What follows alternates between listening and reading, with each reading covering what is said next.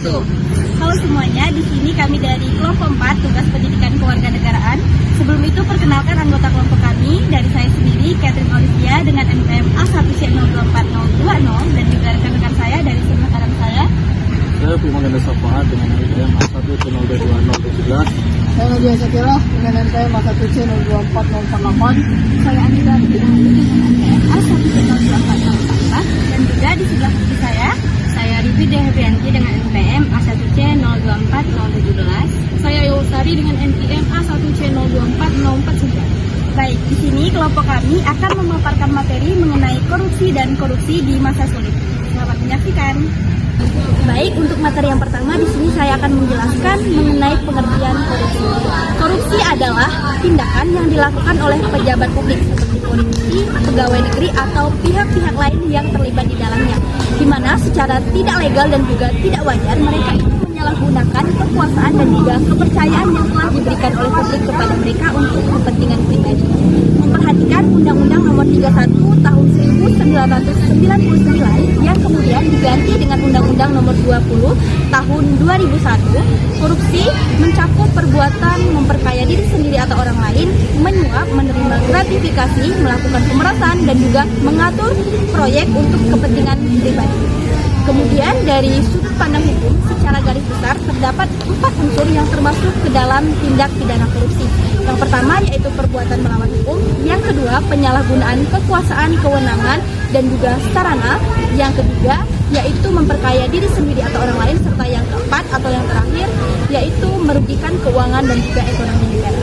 Mengenai peraturan perundang-undangan terkait tindak pidana korupsi, yang pertama itu adalah Undang-Undang Nomor 20 Tahun 2001 mengenai pemberantasan tindak pidana korupsi. Yang kedua Undang-Undang Nomor 30 Tahun 2002 Komisi Anti Korupsi. Yang ketiga Undang-Undang Nomor 31 Tahun 1999 pemberantasan korupsi yang telah diperbarui menjadi Undang-Undang Nomor 20 Tahun 2001. Jenis-jenis korupsi. Yang pertama, korupsi aktif. Korupsi aktif ini adalah orang yang memberikan atau menjanjikan sesuatu kepada hakim yang bermaksud untuk mempengaruhi putusan suatu perkara. Pada pasal 6 ayat 1 huruf A Undang-Undang Nomor 20 Tahun 2001. Yang kedua, korupsi pasif. Korupsi pasif ini adalah hakim yang menerima hadiah ataupun janji. Pada pasal 12 ayat 1 huruf C Nomor Undang-Undang Nomor 20 Tahun 2001. Dalam praktiknya, kita kenal ada 2 jenis korupsi.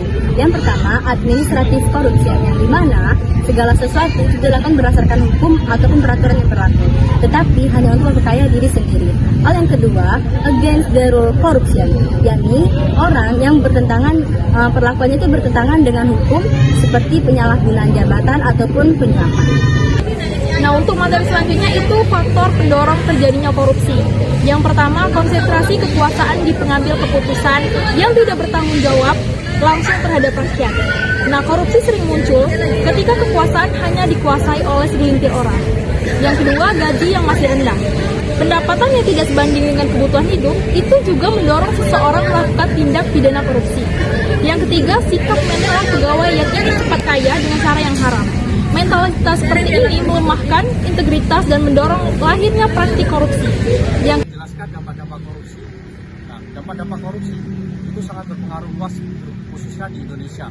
Nah, dampak-dampak korupsi meliputi aspek ideologi, aspek ekonomi, aspek politik dan pemerintahan. Selanjutnya ada aspek pemerintahan, kemudian aspek sosial dalam kehidupan bermasyarakat. Selanjutnya adalah contoh kasus korupsi yang terjadi di masa sulit. Di Indonesia sendiri terdapat beberapa kasus tindak pidana korupsi yang terjadi pada masa pandemi COVID-19. Salah satunya yaitu korupsi yang dilakukan oleh Menteri Sosial Juliari P. Batubara. Hal ini terjadi ketika pemerintah memberikan bantuan paket sembako kepada masyarakat yang terdampak pandemi. Namun mantan Menteri Sosial ini justru memotong tiap paket sembako sebesar 10.000 untuk kepentingan pribadinya sendiri. Hal ini terjadi secara sistematis bersama dengan rekan penyedia bansos itu sendiri. Nah, dampak dan aspek hukum yang terjadi dalam kasus ini antara lain yang pastinya yaitu merugikan negara dan masyarakat. Yang kedua, tindak pidana ini itu dilakukan pada saat keadaan darurat, sehingga termasuk ke dalam kategori pemberat pidana sesuai dalam pasal 2 ayat 2 Undang-Undang Nomor 31 Tahun 1999 tentang pemberantasan tindak pidana korupsi. Selanjutnya yaitu kasus ini juga termasuk ke dalam pelanggaran pelanggaran kepercayaan publik dan juga termasuk ke dalam aspek pencucian uang. Selanjutnya adalah strategi pemberantasan korupsi.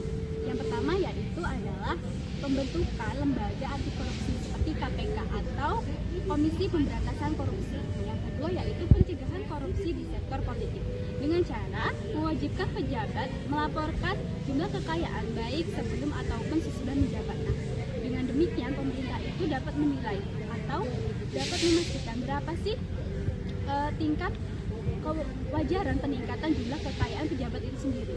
Selanjutnya yaitu pencegahan sosial dan pemberdayaan masyarakat dengan cara sosialisasi kepada masyarakat tentang apa sih itu korupsi, kemudian dampak dari korupsi itu apa, dan bagaimana cara mencegah atau memberantas korupsi itu sendiri.